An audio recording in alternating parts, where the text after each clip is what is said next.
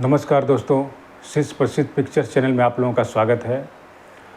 दोस्तों, मैंने अपनी पहली फीचर फिल्म की शुरुआत चिल्ड्रन फीचर फिल्म से क्यों की, या फिर आप कह सकते हैं कि मेरी जो डेब्यू हुई वो एक बच्चों की फिल्म से मैंने क्यों किया।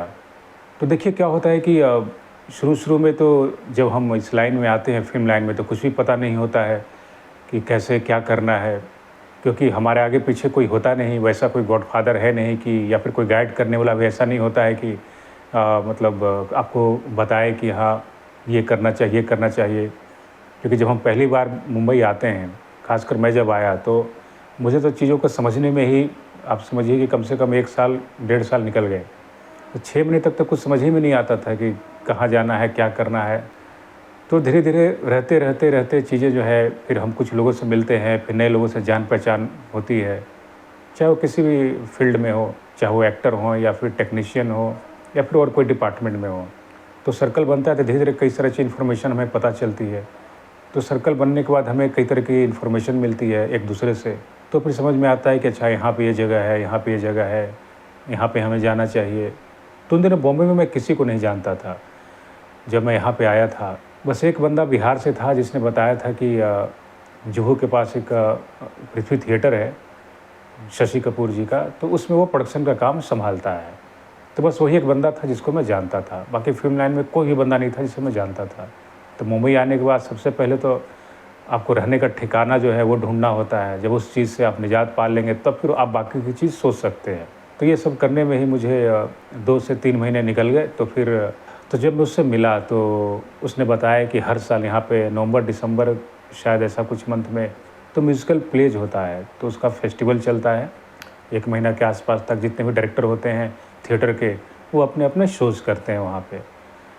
तो उसने बताया था कि यहाँ पे वॉलंटियर की ज़रूरत होती है उस टाइम पे, तो तू आ जाना, इस दिन आ जाना। और फिर संजना कपूर जी हैं, शशि कपूर जी की जो डायरेक्टर हैं, तो वो मिलकर सबको ब्रीफ़ करती हैं और बताती हैं जो भी, कि किस तरह से जुड़ना है, आपको क्या-क्या बातें ध्यान में रखनी है। तो उसने मुझे काफ़ी सपोर्ट किया। तो जब वो बताया था तो मैं वहाँ गया, और उस समय 8-10 नए वॉलंटियर्स और भी बैठे हुए थे। तो हम सभी लोगों का सिलेक्शन हुआ। तो जो भी फेस्टिवल चलता वहाँ पे 1 महीने के लिए, तो उसमें हम लोग को कोऑर्डिनेट करना था, सँभालना था। मतलब प्रोडक्शन का काम समझ लीजिए। तो फिर क्या हुआ कि नया सर्कल बना, फिर लोगों से जान-पहचान हुई, पृथ्वी थिएटर के बारे में जाना कि इसका क्या हिस्ट्री है, किस तरह के लोग यहाँ पे जुड़े रहे हैं, किस तरह से परफ़ॉर्म करते रहे हैं। फिर तरह-तरह के जो इंडस्ट्री के लोग हैं, वो सब वहाँ आते थे। तो फिर धीरे-धीरे पता चला कि ये कितनी अच्छी जगह है, एक बड़ी जगह है। ख़ासकर आप अगर फ़िल्म इंडस्ट्री से जुड़े हुए हैं, तो यहाँ तो बिल्कुल आना चाहिए। और यहाँ से आपका नेटवर्क बनता है, लोगों से नई जान-पहचान होती है। तो इस तरह से मैं फेस्टिवल में जुड़ गया, और जब फेस्टिवल ख़त्म हुआ, और फेस्टिवल का बहुत ही अच्छा एक्सपीरियंस रहा, और जब फेस्टिवल ख़त्म हुआ, मुझे एक थिएटर के डायरेक्टर हैं, तो उनके साथ जुड़ने का मुझे मौका मिल गया। तो मैंने करीब 1 से डेढ़ साल तक मैंने लगभग एक प्ले था, ऐसा कहते हैं, तो जिसे डायरेक्ट किया था मानव कौल ने, तो मैं उनके साथ लगभग डेढ़ साल तक वहाँ उनके साथ जुड़ा रहा। मतलब एक ग्रुप आप जॉइन कर लेते हैं, तो भी एक बड़ी बात होती है कि बॉम्बे में आप एक अच्छे ग्रुप को जॉइन कर लेते हैं, तो बहुत कुछ सीखने को मिलता है। तो बिल्कुल शुरुआती दौर था, बिल्कुल मैं नया-नया आया था। तो लकीली मुझे पृथ्वी थिएटर में वहाँ पे मुझे मौका मिला ग्रुप जॉइन करने का, तो मैं थिएटर में जुड़ गया। और साथ ही साथ जब मुझे मौका मिलता था, तो मैं शॉर्ट स्टोरी लिखा करता था, जो भी मैं ऑब्ज़र्व करता था, क्योंकि बचपन से ही मुझे लिटरेचर की किताबें ये सब पढ़ने का बहुत शौक़ रहा था। तो धीरे-धीरे मेरा नेटवर्क बढ़ता गया, लोगों से जान-पहचान बढ़ी, और फिर जो भी मैं काम कर रहा था, तो फिर मुझे राइटिंग से कई जगह पे मैं जुड़ा भी। तो उस दौरान मैंने 4 साढ़े 4 साल तक सिर्फ़ राइटिंग का ही काम किया। राइटिंग का काम करने का मतलब है कि मैं स्क्रीन प्ले जो कैसे लिखा जाता है, क्योंकि मैं शॉर्ट स्टोरी तो लिख रहा था, लेकिन मुझे स्क्रीन प्ले डेवलप करना नहीं आता था। एक स्क्रिप्ट कैसे लिखी जाती है, बिल्कुल ही नहीं आता था। तो मुझे जब भी कोई मौका मिलता था कि कहीं अगर वर्कशॉप हो रहा है, तो मैं वहाँ बिल्कुल अटेंड करता था। खुद ब खुद बहुत ही सेल्फ स्टडी बहुत किया करता था। मुझे पढ़ने का और लिखने का ये शुरू से ही शौक़ रहा है। तो जहाँ भी राइटिंग से रिलेटेड मुझे बुक मिलती थी, तो मैं खरीद लेता था, कोशिश करता था कि अगर कम पैसे में मिल जाए तो खरीद लेता था, ख़ासकर अगर सेकंड हैंड मिल जाए तो। तो ये सब मैं बुक इकट्ठी करता था राइटिंग से जुड़ी हुई। तो उस दौरान मुझे कुछ अमेरिकन ऑथर्स द्वारा लिखी हुई भी राइटिंग की किताब मिली। तो ये सब मैं इकट्ठा करता था और सीखता था। और फिर कुछ 1-2 सीनियर्स लोग थे, तो कभी मौका मिला तो उनके साथ भी मैं बैठता था, देखता था कि कैसे वो लोग राइटिंग करते हैं। तो एक सर थे, तो उस समय मिथुन चक्रवर्ती, सुनील शेट्टी की फ़िल्में जब चला करती थीं, तो बिग रेड की जो फ़िल्में ज़्यादातर बनती थी, तो उस समय वो राइटर और डायलॉग राइटर हुआ करते थे। तो कुछ महीने जब भी मौका मिलता था तो उनके साथ भी मतलब मैं बैठता था। उनको असिस्ट तो नहीं करता था, लेकिन जैसे कभी वो बुला लेते थे कि आ जाओ यहाँ पे इस होटल में, यहाँ पे हैं, यहाँ पे अभी राइटिंग का काम चल रहा है, ये फ़िल्म पे हम लोग काम कर रहे हैं। तो उनसे मैंने सीखा कि नरेशन कैसे देते हैं, और फिर कुछ-कुछ सीन्स जब वो डिस्कस करते थे तो उस समय बड़े अच्छे से ऑब्ज़र्व करता था कि क्या बोल रहे हैं, किस सेंस में बोल रहे हैं, ये सीन का क्या मतलब है। तो ये सब राइटिंग में मुझे हेल्प कर रही थी। तो मुझे जहाँ भी मौका मिला वहाँ मैं मतलब गया और सीखने का कोशिश करता रहता था कि जहाँ भी कुछ नई बातें सुनने को मिल जाए। तो इस तरह से मतलब मैं अपना वो राइटिंग का काम भी वो शुरू कर दिया। तो धीरे-धीरे करते और क्या है कि मैं पहली बार सब कुछ कर रहा था, तो मुझे काफ़ी समय लगा। जैसा कि मैंने पहले के वीडियोज़ में ही आप लोगों को बताया होगा कि जो मेरी पहली फ़ीचर फ़िल्म बूचा थी और एक चिल्ड्रन फ़ीचर फ़िल्म थी, और इसे लिखने में मुझे लगभग 2 साल लगे थे। क्योंकि मैं उतना माहिर नहीं था स्क्रिप्ट लिखने में और सब कुछ पहली बार लिख रहा था।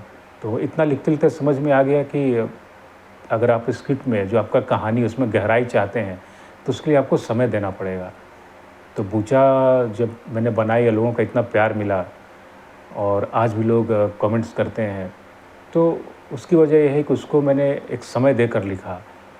क्योंकि क्या है कि जल्दबाजी में आप फ़िल्म की स्क्रिप्ट नहीं लिख सकते। ये ऐसा नहीं है कि आप 3 से 4 महीना में आप हड़बड़ी में अगर लिख तो देंगे, लेकिन वो एक फ्लैट रहेगा, उसमें वो गहराई नहीं आएगी, जो डेप्थ की बात करते हैं ना। फिर अब क्या होगा कि जो कहानी है वो लोगों तक वो कनेक्ट नहीं हो पाएगी। तो अगर आप चाहते हैं कि स्क्रिप्ट में डेप्थ आए, तो उसके लिए बहुत ज़रूरी है कि उसके लिए आप समय दें, तब जाकर वो चीज़ आ पाता है। तो जैसा कि मैंने आपको बताया कि बूचा जो है मेरी पहली चिल्ड्रन फीचर फ़िल्म थी, तो मैंने इस फ़िल्म से डेब्यू क्यों किया?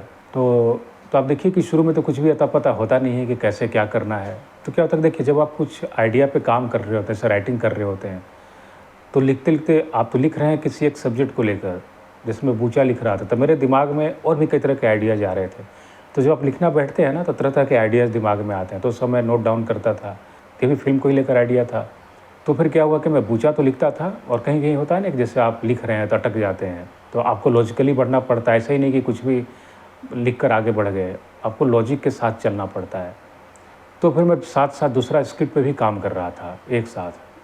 तो मुझे लगता है कि ये बड़ा अच्छा अनुभव रहा है कि आप एक स्क्रिप्ट लिख रहे हैं और जो भी आइडिया आता है, तो आप दूसरे स्क्रिप्ट पे भी आप काम शुरू कर सकते हैं। ये अच्छा होता है कि एक साथ आप अगर 2-3 स्क्रिप्ट लिख सकें, तो ऐसा नहीं कि एक ही साथ लिखना होता है। जैसे मान लीजिए बूचा मैं लिख रहा हूँ, तो लिखते-लिखते होता है ना कि चलो कुछ दिन के लिए ब्रेक देते हैं, तो फिर मैं दूसरे स्क्रिप्ट पे काम शुरू करता था। तो ये रिफ्रेशमेंट के लिए एक बड़ा अच्छा रहता है। कभी-कभी क्या होता है कि एक ही स्क्रिप्ट पे आप लिखते-लिखते मतलब दिमाग जो है ब्लॉक होने लगता है, फिर समझ में नहीं आता है कि आगे स्क्रिप्ट को कैसे इसको बढ़ाएँ, कैसे डेवलप करें। तो ब्रेक देना अच्छा रहता है, तो उस दौरान आप दूसरे स्क्रिप्ट पे काम कर सकते हैं। तो मैं दूसरे स्क्रिप्ट पे काम कर रहा था, तो जब वो लगता था कि चलो इतना बढ़ा दिया, तो फिर इस पे आता था, और जब इस पे आता था तो जहाँ मैं रुक जाता था, जहाँ अटक रहा था, तो बड़े अच्छे से वो मतलब फिर आगे बढ़ जाता था। क्योंकि फिर आप गैप देंगे, ब्रेक देंगे ना, तो फिर मतलब वो कुछ ना कुछ दिमाग में आपका वो आ जाएगा आइडिया कि इसको कैसे आगे बढ़ाना है, यहाँ पे क्या ऑप्शन हो सकता है। तो हम जब लिखने बैठते हैं तो दिमाग में कई सारे जो पहले के पुरानी चीज़ें हैं जो आपने पढ़ी हैं या फिर रियल लाइफ में देखी हैं, सुनी हैं, तो सब आइडियाज़ जो होते हैं वो कनेक्ट होने लगते हैं। तो उसमें एक पॉलिटिकल ड्रामा का आइडिया आया था, तो वो मैंने उस पे भी काम करना शुरू किया, और साथ में एक फैमिली ड्रामा का सब्जेक्ट था। तो ये 2 सब्जेक्ट पे मैं काम करना शुरू किया, और साथ में इधर बूचा का भी। तो क्या होता है कि सबसे पहले मैं स्क्रीन प्ले पे काम कर रहा था, तो इधर जो पॉलिटिकल ड्रामा है, फैमिली ड्रामा है, तो उसका एक शॉर्ट में लगभग स्क्रीन प्ले मैंने रेडी कर लिया। तब तक मैं बूचा पर भी काम करता रहता। तो फिर उस दौरान मैं पिचिंग भी अपनी शुरू कर दी थी राइटिंग को लेकर। तो मैं देखना चाहता था कि जो मैं लिखा हूँ, तो लोग क्या रिएक्ट करते हैं, किस तरह से रिस्पॉन्स देते हैं। तो उस दौरान फ़िल्म की डायरेक्टरी एक मिलती थी, और आज भी मिलती होगी, तो वर्ल्ड कुछ करके रहता था ऐसा नाम। तो उसमें कई सारे आप देखेंगे कि प्रोड्यूसर का नाम, डायरेक्टर का नाम, और भी कई तरह से फ़िल्म से जुड़े हुए जो लोग होते हैं, उन सबका उसमें नाम और नंबर होता है। तो मैंने उनमें से कई सारे प्रोड्यूसर्स का और फिर डायरेक्टर लोगों का नंबर निकाल कर लगाता। तो कुछ लोग उठाते थे, कुछ लोग कट कर देते थे कि भाई नहीं, अभी हमारे पास स्क्रिप्ट की ज़रूरत नहीं है, हम तो अभी शूट कर रहे हैं। तो इस तरह से फ़िल्टर होके कुछ लोगों से जब बात हुई तो बोलते थे कि चलो भाई इस दिन को तुम कॉल कर लेना, फिर देखते हैं। तो फिर धीरे-धीरे क्या हुआ कि कुछ लोगों से मिलना-जुलना वो शुरू हो गया। तो जब मैं गया वहाँ पे तो जो मेरा फैमिली ड्रामा है तो उसको मैं नरेट किया करता था। तो इस तरह से मेरी नरेशन की एक शुरुआत हो गई। धीरे-धीरे तो मैं सीख भी रहा था कि कैसे नरेट करना है। तो जब मैं जाता था तो भी दिमाग में बिठा के रखना पड़ता था कि अच्छा इस स्टोरी को मैं इस तरह से बोलूँगा और इतनी देर में मुझे ख़त्म कर देनी। तो किसी के पास आप जाएँगे तो देखिए बहुत ज़्यादा समय तो रहता नहीं है किसी के पास, तो कम से कम मतलब मैं दिमाग में लेके चलता था कि एटलीस्ट 15 मिनट में सारा चीज़ उनको सुना दूँ। तो क्या होता है कि सब्जेक्ट जब आप लिखते हैं तो उसकी एक बजटिंग होती है। तो उस दौरान मुझे बजट भी नहीं आता था कि कैसे क्या, क्योंकि मैं सिर्फ राइटिंग पे कॉन्संट्रेट कर रहा था और बजटिंग करना मुझे आता नहीं था। तो फिर 2-3 सीनियर्स लोग थे तो उनसे मिलकर समय निकाल कर, चाहे वो शूट पे हों, कहीं पे भी हो, तो उनसे जाकर मैं समझता था। तो कुछ लोग जिन्होंने जो फ़िल्म कर रखी थी, तो उनका जो बजट का हार्ड कॉपी होता है, तो वो उन्होंने मुझे दिया था कि इसको पढ़ना, स्टडी करना, समझना। तो इस तरह से 2-3 फ़िल्मों का मतलब मैंने देखा और फिर जो भी क्वेश्चंस होते थे, तो फिर दोबारा मिलने पे जहाँ भी वो हैं अवेलेबल, तो जो टाइम देते थे उस टाइम पे जाकर मैं उनसे पूछता था। तो इस तरह से मेरे जो डाउट्स थे वो क्लियर होते गए बजटिंग को लेकर। और फिर मैंने अपने लैपटॉप में वो सारा चीज़ जो बजटिंग का जो एक प्रोसेस था कि लोकेशन का, आर्टिस्ट का खर्चा, खाने का खर्चा, रहने का खर्चा, फिर टेक्नीशियन लोगों का खर्चा, तो ये सब जो होता है एक एंडोर्समेंट का, तो एक जो सारा चीज़ जो होता है जो बजटिंग में आता है, तो उस सब मैंने अपने लैपटॉप में सब उसको लिख कर वो सब स्टडी किया, उसको पढ़ा। और फिर जो फैमिली ड्रामा था तो उसका फिर मैंने बजटिंग करना शुरू किया कि इसका कितना जाएगा। तो देखिए जो आप स्क्रिप्ट लिखे होते हैं तो उससे काफ़ी कुछ आइडिया लग जाता है। देखिए स्क्रिप्ट जो है तो आपको उसमें आप कितना लोकेशन का यूज़ किए हैं और आपका ये, क्योंकि लोकेशन बहुत मायने रखता है। जैसे बड़ी-बड़ी फ़िल्मों में तो आप देखेंगे कि इंडिया में भी कई जगह लोकेशन पे शूट होते हैं। ऊटी में किया, कुल्लू किया, मनाली किया, मुंबई किया और फिर बाकी फ़िल्मों का शूट देखेंगे रसिया में हो रहा है या उज़्बेकिस्तान में हो रहा है या अमेरिका में हो रहा है, स्विट्ज़रलैंड में हो रहा है। तो ये सबसे बहुत फ़र्क पड़ जाता है बजट को लेकर। बजट बढ़ जाता है क्योंकि आप लोकेशन जितना बढ़ाएँगे बजट उतना बढ़ेगा। आने-जाने, ले जाने, रहने, खाने का सब खर्चा। तो ये धीरे-धीरे समझ में आने लगा कि अच्छा स्क्रिप्ट जो होती है तो उसको काफ़ी ध्यान में रखकर वो लिखना पड़ता है क्योंकि उससे बजट में काफ़ी फ़र्क पड़ता है। फिर दूसरी जो होती है आपकी जो जो बजटिंग में इम्पोर्टेंट चीज़ कि इसमें कौन-कौन सा आर्टिस्ट है, तो उस पे भी बजट डिपेंड करता है। क्योंकि आप जैसा आर्टिस्ट लाएँगे उस हिसाब से उनका बजट रहेगा। आप मार्केट का बड़ा आर्टिस्ट लाएँगे तो उसका अपना एक बड़ा बजट होगा और मीडियम जो उससे नीचे का आर्टिस्ट लाएँगे तो उनका अपना एक बजट होगा। फिर उसके भी नीचे वाले आर्टिस्ट लाएँगे तो उनका अपना एक कम बजट रहेगा। फिर जो कैरेक्टर आर्टिस्ट होते हैं तो उनका एक बजट होता है। तो जैसा आर्टिस्ट लाइएगा उस हिसाब से वो बजट आपका बनता है, डिपेंड करता है कि आप किस आर्टिस्ट को आप लेकर आ रहे हैं, किन से आप काम करवा रहे हैं। तो उस हिसाब से बड़े आर्टिस्ट को लाएँगे तो उनका रहना, खाना, सब शूट का सब व्यवस्था, तो फिर आने-जाने का वो फ्लाइट से जो भी, तो ये सब बहुत मायने होता है बजटिंग में, इससे बजट बढ़ जाता है। तो शुरू में एज़ ए राइटर मैं हर जगह गया, तो इतना मैंने ज़्यादा सोचा नहीं था कि मेरी स्क्रिप्ट सेल हो जाए या कोई पसंद कर ले, इस पे बनाए, क्योंकि शुरुआती दौर था। तो मुझे था कि सिर्फ़ ये आइडिया लेना था कि लोग किस तरह से रिएक्ट करते हैं मेरी स्क्रिप्ट को लेकर। तो फैमिली ड्रामा थी तो वो लोगों को पसंद आता था, अच्छा था। लेकिन क्या था कि जहाँ-जहाँ मैं जाता था तो हर तरह के देखिए कि लोग हैं और हर किसी की अपनी एक पसंद होती है। कोई अगर क्राइम जॉनर की फ़िल्में बनाता है तो वैसा ही फ़िल्में वो पसंद करेगा। कोई अगर रोमांटिक फ़िल्में बनाता है तो उसी तरह की फ़िल्में पसंद करेगा। ज़्यादातर ऐसा मैंने देखा। तो हर किसी का अपना-अपना एक जॉनर है, तो उसी जॉनर में वो काम करना पसंद करता है।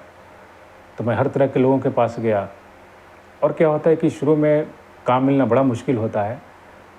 तो कई ऐसे लोग भी मिले कि देखिए हम लोग जो है इस तरह की फ़िल्म बनाते हैं, अलग जॉनर है, आपका कहानी तो अच्छा है लेकिन इस तरह का कुछ हो तो लेकर आइए। तो क्या होता है कि जब मैं डेवलप कर रहा था तो आइडियाज़ तो कई सारे होते हैं, तो थोड़े बहुत जो होता है कि 5 मिनट के आस-पास था, कुछ स्टोरी तो उतना रहता था मेरे पास। तब मैंने बोला कि चलो इसको पिच करके देखते हैं। तो कुछ दिन बाद जिनको मैंने सुनाया था, जिन्होंने बोला था कि मतलब इस जॉनर का हो तो लेकर आइए। जब उनके पास जब वो कॉन्सेप्ट लेकर गया, जिस जॉनर की वो डिमांड कर रहे थे, तो उनका कहना था कि देखिए मतलब ठीक है, मैंने बात बोला था आपको कि इस तरह का आप लेकर आइए और कॉन्सेप्ट अच्छा है, लेकिन देखिए कि आजकल क्या है ना कि बायोग्राफ़िकल फ़िल्में बन रही हैं, किसी के जीवनी के ऊपर बन रही है, तो ऐसा कुछ हो तो लेकर आइए। तो क्या होता है कि ये सब नॉन स्टॉप होता है, तो धीरे-धीरे समझ में आता है। ये सब उनका टालने का एक बहाना होता है। एक तो कि जैसे आप जो सपोज़ आपकी फैमिली ड्रामा लेकर गए, तो वो आपने सुना दिया, वो सुन भी लेंगे, तो बोलेंगे कि देखिए अगर हम लोग इस तरह का बनाते हैं, ऐसा कुछ है तो लेकर आइए। देखिए लोग सोचते हैं कि दोबारा तो आएगा नहीं, इतनी जल्दी स्क्रिप्ट तैयार होती नहीं है, तो टालने के लिए कुछ भी बोल देते हैं। और जब आप लेकर जाइएगा तो फिर अब उनको फिर दूसरा बहाना ढूँढते हैं, बोलेंगे देखिए आज के दौर में ऐसा चल रहा है, ऐसा लेकर आइए। तो उनका क्या है कि आप जब भी जाइएगा तो उनके पास वो हज़ारों बहाने होते हैं वो ना करने के लिए। तो यही वजह होता है कि मतलब नए लोगों को मतलब जल्दी मौका मिल नहीं पाता है, क्योंकि उनका एक अपना वो एक सेटअप बना हुआ है कि जिनके साथ वो काम किए हैं, वही जो एजेड लोग हैं, वही सब मिलके उन्हीं की बात सुनेंगे, उन्हीं के साथ काम करेंगे। तो इनका ये नॉन स्टॉप चलता रहता है। तो धीरे-धीरे मुझे समझ में आने लगा कि आप तो किसी को सैटिस्फाइड कर ही नहीं सकते हैं। और इन सब चीज़ के ऊपर कभी-कभी क्या होगा कि जब आप सब कुछ सुना देंगे, तो बोलेंगे कि देखिए मेरे पास भी एक कहानी है, इस पे अगर कुछ हो तो इसको आप डेवलप करके लाइए। तो यहाँ पर जितने लोग बैठे हुए हैं, चाहे उनका डिपार्टमेंट राइटिंग का ना हो, लेकिन वो सभी राइटर बन के बैठे हुए हैं। एक्चुअल में राइटर होते नहीं हैं, बस एक फ्लैश होता है दिमाग में और एक छोटी-मोटी जो होती है उनके दिमाग में चल रहा होता है, तो वो चाहते हैं कि इस पे आप काम कीजिए और ये मतलब बड़ी अच्छी स्टोरी है, तो उनको तो अपनी स्टोरी अच्छी लगेगी ही। तो क्या होता है, हर चीज़ का एक तरीका होता है। अगर ठीक है, आप अगर इतने ही सीरियस हैं, तो ठीक है, हम आपके आइडिया पे भी काम कर सकते हैं, लेकिन अब जब मैं उसको डेवलप करके लाता हूँ, एटलीस्ट आप उसको लॉक कीजिए, तब तो काम करेंगे। पता चला कि मैं स्क्रिप्ट लिखने में टाइम जाता है, चलो कितना भी जल्दी अगर करेंगे तो कम से कम 6 महीना तो जाएगा ही।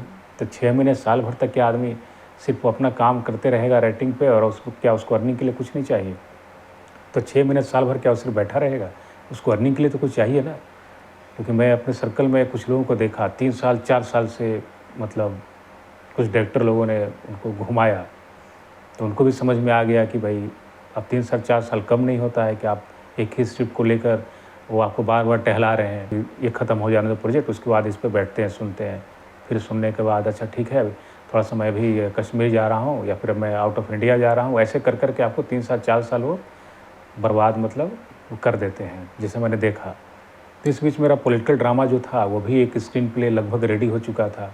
मतलब इतना रेडी कर दिया था कि मतलब सुनाने लायक हो गया था। और अगर मैं उस पे 3 महीने और बैठता तो सिर्फ़ डायलॉग का काम रह गया था। तो 2 स्क्रीन प्ले मैंने लगभग रेडी कर दिया था।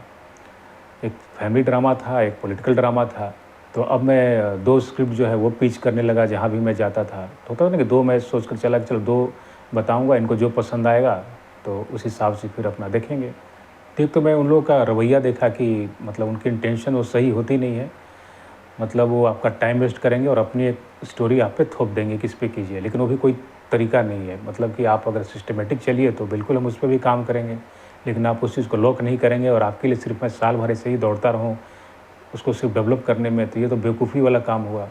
आपको अगर अपना कॉन्सेप्ट अच्छा लग रहा है तो ठीक है, मैं उसको एक पहले तो उसकी मतलब स्टोरी में लेकर आऊँगा। स्टोरी तो कम से कम आप लॉक कीजिए, उसके बाद ही तो मैं उस पे काम करूँगा। तो बिना पैसे का तो साल भर ऐसे ही दौड़ना तो बेवकूफ़ी वाला ही काम है। तो समझ में आने लगा कि ये सब ऐसा ही करते हैं। फिर कभी सीनियर्स लोगों को भी देखता था कि उनको भी इस तरह की मतलब बड़ी ही मशक्कत करनी पड़ती थी। जब अनुभव हुआ तो समझ में आया कि मतलब लोग ज़्यादातर तो 90% लोग ऐसे ही घुमाते रहते हैं। और फिर मेरा अपना जो एक्सपीरियंस हुआ जो सब्जेक्ट को लेकर, तो मुझे ये पता नहीं था कि मतलब बजट का भी कोई इश्यू आता है। तो जब मैं पिच करता था, तो अब क्या हो कि बजट का जब मुझे सेंस होने लगा, तो मैं बजट भी बताता था कि अप्रॉक्स जो है इस फैमिली ड्रामा का इतना जाएगा। तो फिर धीरे-धीरे मैंने क्या किया कि फिर राइटिंग से फिर मैं डायरेक्शन के पॉइंट ऑफ व्यू से मैं पिच करने लगा कि जो स्टोरी है ये जैसे मैंने खुद लिखी है, तो अगर आपको पसंद हो तो इस पे आप पैसा लगाइए और मैं इसको डायरेक्ट करूँगा। तो मैं उसका प्रोजेक्ट फ़ाइल फिर बनाया, तो मैंने सीखा कि प्रोजेक्ट फ़ाइल कैसे बनाते हैं, वो भी मुझे नहीं आता था। तो वही कुछ सर्कल में सीनियर्स लोग थे, तो दौड़ भाग करके किसी तरह से वो एक जो पावर पॉइंट पे बनता है, तो वो प्रोजेक्ट फ़ाइल मुझे दिखाया था। तो फिर उस तरह से मैं अपना एक खुद का प्रोजेक्ट फ़ाइल बनाया। तो फिर सीखा कि उसमें स्टोरी मतलब होती है, फिर आर्टिस्ट लोगों का एक टेंटेटिव उसमें एक नाम होता है कि आप किनको-किनको ला पाएँगे। फिर टेक्नीशियंस लोगों का होता है, एंडोर्समेंट का होता है, फिर बजटिंग का उसमें होता है। तो इस तरह से एक प्रोजेक्ट फ़ाइल बनता है, जो आप सामने वाले को दिखाएँगे तो उनको एक खाका समझ में आ जाता है कि अच्छा आपकी इस तरह की कहानी है और इतना बजट जाएगा और ये सब एक टेंटेटिव आर्टिस्ट रहेंगे। तो फिर मैं उस तरह से पिच करने लगा पॉलिटिकल ड्रामा, और तब तक बुचा मेरी रेडी नहीं हुई थी। तो मुझे पिच करते-करते समझ में आने लगा कि इतना बड़ा बजट जो है वो नए लोगों पे कोई नहीं लगाता है। तो नए लोगों को मौका मिलना बहुत ही मुश्किल काम है। और शुरू में ही कोई आपके ऊपर 2.5 करोड़ 8 करोड़ की बजट लगा दे तो मुझे खुद भी लगता था कि मतलब जब मैं पिच करता था तो मुझे खुद लगता था कि इतना ज़्यादा बजट तो मतलब कोई मेरे ऊपर लगाएगा नहीं। और दूसरी जो एक चीज़ मैं सोचता था कि जैसे उससे पहले मैंने सिर्फ शॉर्ट फिल्में ही बनाई थी, कोई फीचर फिल्म बनाया नहीं था। तो क्या होता है कि आपके बारे में पूछते हैं कि इसके पहले क्या किया है, तो मैंने जहाँ जहाँ राइटिंग का काम किया था, राइटिंग का तो मेरा प्रोफाइल स्ट्रॉन्ग था तो इम्प्रेस भी हो जाते थे। लेकिन क्या होता है कि आप डायरेक्ट करने वाले हैं जो आपका सब्जेक्ट है, तो फिर वहाँ पे थोड़ा-सा उनको लगता था कि सामने वाले को चलो राइटिंग तो ठीक है, अच्छा है, सेंस बढ़िया है, अच्छा सुनाता है, लिख भी लेता है अच्छा, लेकिन डायरेक्शन तो किया नहीं है। तो फिर इस वजह से भी एक वजह था उनका टालने का। तो ऐसा नहीं था, अगर मैंने मान लीजिए कि मैंने एक फ़िल्म किया भी रहता, तो भी उनका रवैया वैसा ही था, वो मतलब पैसे लगाते नहीं, क्योंकि नए लोगों को मतलब जल्दी कोई मौका देता ही नहीं है यहाँ पे। तो फिर मुझे समझ में आया धीरे-धीरे कि क्यों ना मतलब एक ऐसा सब्जेक्ट हो जिसमें बजट बहुत ही कम हो, तो शायद मैं सामने वाले को पिच करूँ, तो वो कंफर्टेबल हो कि चलो ये तो बहुत कम बजट है, तो इसका पैसा वो लगा दे। तो फिर मैं ये सोचने लगा, मेरे दिमाग में ये चलने, तो लकीली जो मैंने बताया कि जो बूचा मैं लिख रहा था, जो मेरी चिल्ड्रन फीचर फ़िल्म थी, तो क्या, तो उससे पहले भी मैंने शॉर्ट फ़िल्में जो बनाई थी, तो उसमें बच्चों को लेकर भी मैंने बनाया था। तो एक दिमाग में रहता था और मुझे मज़ा आता था बच्चों के साथ काम करने में। तो एक अपनी तसल्ली के लिए, खुशी के लिए, और रियलिस्टिक स्टोरी थी, तो साइड से मैं बूचा पे भी काम कर रहा था। तो लकीली बूचा जो थी, मेरी बहुत ही एक लो बजट की, समझ जाइए कि एकदम नो बजट वाली स्क्रिप्ट थी वो। एक ऐसी कहानी थी जो सिर्फ़ गाँव की ही कहानी थी, एक रिमोट जो विलेज होता है, जिसकी कहानी थी कि एक 6 साल का अनाथ बच्चा है और जिसको पता चलता है कि हर साल रामनवमी के दिन उसी गाँव में एक बाइस्कोप वाला आता है बाइस्कोप दिखाने के लिए। तो ये तो अनाथ बच्चा है, तो इसके पास पैसे होते नहीं हैं। तो उसी गाँव में रहकर कैसे अलग-अलग तरीके से 5 रुपए इकट्ठा करता है, ये बाइस्कोप देखने के लिए, इस पे पूरी कहानी चलती है। तो मेरे साथ प्लस पॉइंट था कि मैं किसी दूसरे पे डिपेंड नहीं था राइटिंग को लेकर, मैं खुद मतलब वो लिख लेता था। क्योंकि मैं शॉर्ट स्टोरी जो है वो पहले से लिखता था, तो जब मैं स्क्रीन प्ले लिखना शुरू किया तो मुझे वो काफ़ी हेल्प मिला। क्योंकि क्या होता है कि आप शॉर्ट स्टोरीज़ भी लिखते हैं, तो एक बेसिक खाका तो आपको पता होता है कि स्टोरी को जो आइडिया है कैसे उसको इलैबोरेट करते हैं, कैसे स्ट्रक्चर बनाते हैं, बिगिनिंग कैसे करते हैं, फिर एंडिंग कैसे करते हैं, तो काफ़ी हेल्प मिलता है स्क्रीन प्ले में। तो फिर क्या हुआ कि मेरे जो 2 स्क्रीन प्ले थे, जो फैमिली ड्रामा का था, पॉलिटिकल ड्रामा था, तो उसको मैंने साइड पे कर दिया। क्योंकि मुझे समझ में आ गया कि शुरुआती दौर पे ये फ़िल्में ठीक नहीं है, बहुत ज़्यादा बजट मेरे ऊपर कोई दाँव नहीं लगाएगा। और ऐसा नहीं कि मैंने कोशिश नहीं किया, मतलब कभी कोई ऐसा भी सुनने में आ जाता है कि जिसने कोई भी फ़िल्में नहीं की हों, लेकिन उनको ब्रेक मिल जाता है, मौका मिल जाता है। तो ये टकराने के ऊपर होता है कि कोई ऐसा सेंसिबल सिनेमा को समझने वाला आदमी मिल गया, तो हो जाता है। लेकिन मैं तो कोशिश करता ही था और हर लोगों को पिच करता था, लेकिन इस तरह से मुझे कहीं मौका नहीं मिला। तो फिर फाइनली मैंने जब चीज़ें समझ में आ गई, तो फिर मैं बूचा के ऊपर काम करना शुरू कर दिया। और उस दौरान मैंने कई सारी फ़िल्में देखी वर्ल्ड सिनेमा को लेकर, बड़े बजट की, छोटे बजट की, हर तरह की फ़िल्में देखी। तो कई सारे ऐसे फ़िल्म मेकर्स की मतलब मैंने फ़िल्में देखी, तो जिन्होंने शुरुआती दौर में बच्चों की फ़िल्म से शुरुआत की थी। जैसे ईरानियन फ़िल्म मेकर थे माजिद मजीदी, तो उन्होंने बच्चों की फ़िल्में बनाई थी, ज़्यादा बनाई हैं। क्या colour of paradise, children of haven, song of sparrow. तो इस तरह से मतलब उनकी आप फ़िल्में देखेंगे तो उन्होंने तो बहुत बड़ा और बहुत बढ़िया काम किया है बच्चों की सिनेमा को लेकर। और फिर बाइसिकल थीफ मैंने देखा, इटालियन फ़िल्म थी, वो भी बच्चे के ऊपर थी। तो उसमें एक जो लीड एक्टर होता है, उसकी साइकिल की कहानी है, साइकिल गुम हो जाता है, तो और उसका बेटा जो है 11-12 साल का, दोनों मारे-मारे फिरते हैं ढूँढने के लिए साइकिल कि मतलब वो मेरा साइकिल कहाँ गया? क्योंकि साइकिल की वजह से उसको नौकरी मिली थी। तो ये एक बड़ी प्यारी-सी फ़िल्म थी। इसके अलावा कई सारे मैंने बच्चों को लेकर जो वर्ल्ड सिनेमा है, वो मैंने देखा, 14-15 फ़िल्में देखी। तो फिर मैंने सोचा कि चलो मैं भी अपनी शुरुआत जो है वो बच्चों की फ़िल्म से ही करता हूँ। तो शुरू में मैंने इसकी बजटिंग जो की थी, तो मार्केट के आर्टिस्ट लिए थे, तो उस हिसाब से जो मेरा बजटिंग था स्क्रिप्ट को लेकर, तो सिर्फ़ आर्टिस्ट से ही मेरा बजट जो है बढ़ा था। बाकी सब्जेक्ट में कोई ऐसा मतलब मैंने नहीं लिखा था कि बहुत खर्चा था उसको शूट करने में या फिर एडिट करने में। कोई वीएफएक्स का यूज़ नहीं था, कोई उसमें ग्राफ़िक्स एनिमेशन का यूज़ नहीं था। तो कोई भी खर्चा वाला चीज़ मैंने उसका शॉट नहीं लिखा था। लोकेशन एक ही जगह था गाँव में। तो मैंने इसका एक प्रोजेक्ट फ़ाइल जो बनाया, तो सब चीज़ का जो लेकर जो मैंने जोड़ा, जो बजटिंग होती है, जो मार्केट के आर्टिस्ट थे, उनको लेकर टेक्नीशियन हो गए, फिर उनका रहना-खाना, लोकेशन, तो ये सब करके जो मेरा एक एप्रॉक्स जो बजट आया था, तो वो था 1 करोड़ 15 लाख का। तो मैं वो बजट लेकर चल रहा था कि इतना आ जाएगा तो मैं बड़े आसानी से बना सकता हूँ, सारा काम कर लूँगा इसमें। तो जैसा कि मैंने पहले का वीडियो आपने अगर मेरा देखा होगा इस चीज़ से फ़ाइनेंसिंग को लेकर, तो मैंने उसमें बताया है कि जब मैं पिच करने के लिए जाता था, तो कई तरह के ऐसे-ऐसे लोग मिले कि चलिए सब्जेक्ट तो आपका बहुत अच्छा है, लेकिन इसमें आइटम सॉन्ग डाल दीजिए। तो आप बताइए कि बच्चों की फ़िल्म, पूरी तरह से बच्चों की फ़िल्म है बूचा, आपने देखी ही होगी। अगर जो लोगों ने नहीं देखा है तो प्लीज़ आप देखिएगा। मतलब उसमें आइटम सॉन्ग कैसे हम डाल सकते हैं? वो तो मतलब बच्चों की फ़िल्म है, कोई कमर्शियली उसकी कहानी तो है नहीं, हीरो-हीरोइन वाली फ़िल्म। तो कुछ भी वो लोग बोल देते थे, मतलब उनका कोई और छोर रहता नहीं था कि मतलब ये नहीं होता कि आप पैसा लगा रहे हैं, तो आप कुछ भी बोल दीजिएगा। मतलब हर चीज़ का एक लॉजिक होना चाहिए। तो इस तरह के लोग मिलते थे। और फिर कुछ लोग ऐसे मिले कि भाई बोले कि प्रोजेक्ट तो हम लोग कर देते हैं 2 ही 3 दिन में। और जो पेमेंट का मोड है वो बता दीजिए सब कुछ। आपका राइटिंग डायरेक्शन का इतना फ़ीस रहेगा, लेकिन आप सिर्फ़ अपना राइटिंग डायरेक्शन पे ही काम कीजिए। जो फीमेल का कास्टिंग है उस पे हम बैठेंगे और आपका उसमें कोई इंटरफेरेंस नहीं होगा। तो जो फ़ाइनेंसर थे उन्होंने डायरेक्ट तो मुझे नहीं बोला था, लेकिन जो कोऑर्डिनेट कर रहे थे उनके थ्रू मुझे ये मैसेज पहुँचाया गया। और जब मैसेज पहुँचाया गया तो अब मुझे पता भी नहीं। और एक फीमेल आर्टिस्ट जो इसमें थी उसको उन्होंने कास्ट भी कर लिया और लोनावाला से फ़ोन कर रहे हैं कि भाई इनका स्किन टेस्ट लेने का ज़रूरत नहीं है, मतलब ये हमने फ़ाइनल कर लिया है। तो इनकी मौज-मस्ती सब शुरू हो गई। तो मुझे बड़ा अजीब-सा लगता था कि मतलब एक साफ़-सुथरी प्यारी-सी फ़िल्म है बच्चों को लेकर और इसका काम करने का तरीका मतलब बड़ा ही अजीब-सा है। मतलब आप मतलब समझ सकते हैं कि मैं क्या कहना चाह रहा हूँ। तो मतलब होता है ना कि मतलब मन नहीं मानता था कि ऐसा भी काम मतलब करना पड़ेगा। तो फिर मैंने मना कर दिया था। वो दुबई का फ़ाइनेंसर था, इसका ज्वेलरी का बिज़नेस था वहाँ पे, पैसे की कोई कमी नहीं थी। लेकिन वो गलत तरीके से मतलब वो सिनेमा बनाने की मुझे लगता है कि उनकी इंटेंशन भी नहीं थी, बस था कि चलो जब तक प्रोजेक्ट चल रहा है तो अपना मौज-मस्ती कर लेंगे इसी बहाने। तो फिर देखिए कि कितनी सारी अड़चनें आती हैं। मतलब मैं हर तरह से स्ट्रगल कर रहा था।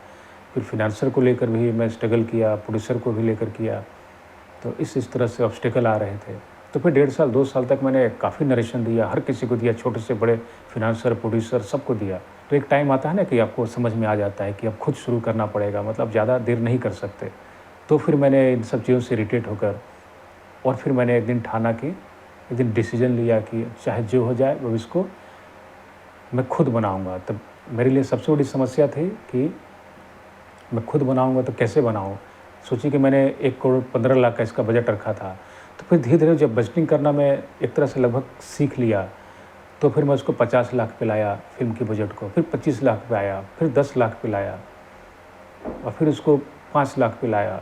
जब इतना 5 लाख पे लाया और सारे आर्टिस्ट हटा दिए मार्केट का, टेक्नीशियन भी हटा दिया, फिर मैंने वैसा ढूँढना शुरू किया जो नए आर्टिस्ट हों, चाहे थिएटर के हों, तभी तो आप करा पाएँगे, नहीं तो मार्केट का तो पैसा लगेगा तो आप कहाँ से उनको दे पाएँगे।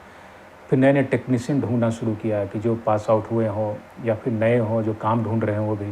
तो फिर इस तरह से मुझे पॉसिबिलिटीज़ दिखने लगी। तो ख़ासकर अमेरिकन फ़िल्म मेकर्स हुई, तो उनकी फ़िल्में जब मैंने देखी तो बहुत कम बजट की उन्होंने फ़िल्में बनाई थी अपने शुरुआती दौर में। तो मुझे वहाँ से कॉन्फिडेंस आया कि जब ये लोग ऐसा कर सकते हैं और इस तरह का रियलिस्टिक सिनेमा बना सकते हैं, तो मैं भी क्यों नहीं बना सकता हूँ। तो देखिए मैंने शुरू कहाँ से किया था, मैंने सोचा भी नहीं था कि चिल्ड्रन फीचर फ़िल्म बूचा से मेरी फ़िल्म की डेब्यू होगी। मतलब शुरू में कुछ भी पता नहीं होता है किस फ़िल्म से आपकी करियर की शुरुआत होगी। तो लगभग मुझे 1.5 साल लगे इन सब चीज़ों को पूरा तैयारी करने में, सोचने में, समझने में, इसको क्रैक करने में कि कैसे इसको मैं शूट करूँगा। तो मैं उस हिसाब से सोचने लगा कि मान लीजिए मेरे पास 1 रुपया भी नहीं है तो क्या मैं इस फ़िल्म को बना पाऊँगा कि नहीं बना पाऊँगा? तो अगर मान लीजिए मेरे पास एकदम नहीं है, ज़ीरो बजट है तो मैं कैसे बना पाऊँगा? तो उस हिसाब से मैं सारा चीज़ तैयारी करने लगा। तो फिर मेरे पिछले वीडियोज़ में आपने देखा होगा कि मैं किस तरह से ये फ़िल्म को बनाया। तो फिर फाइनली मैंने इस प्रोजेक्ट को लॉक किया कि अब बूचा पे ही काम करूँगा और शुरुआती दौर के लिए मेरे लिए बहुत ही एक तरह से सपोर्टिव प्रोजेक्ट था। मुझे हर तरह से प्रोजेक्ट सपोर्ट कर रहा था। कई सारे आर्टिस्ट मैंने गाँव से लिए और बाकी जो थिएटर्स करते थे पटना में वहाँ से लिए। 1-2 मुंबई के थे तो वो भी जो जानतों में थे, जो भी थिएटर कर रहे थे, कुछ छोटा-मोटा सीरियल में करते रहते थे। तो इस तरह से मैंने टीम बनाया। फिर इस पे मैंने काम करना शुरू कर दिया। तो देखिए ये सारा कारण रहा मेरी बूचा फीचर फ़िल्म जो है उससे डेब्यू करने का और मेरी करियर का पहला फीचर फ़िल्म था जिससे मैंने शुरुआत किया। तो दोस्तों ये था वीडियो कि मैंने अपनी पहली जो डेब्यू फ़िल्म थी वो चिल्ड्रन फीचर फ़िल्म से मैंने क्यों शुरू किया। तो मैंने आपको ये सारा जो रीज़न बताया तो ये वजह रही। तो दोस्तों अगर ये वीडियो आपको पसंद आया होगा तो प्लीज़ इसे लाइक, सब्सक्राइब और शेयर ज़रूर करें। तो मिलते हैं अगले वीडियो में, तब तक के लिए धन्यवाद।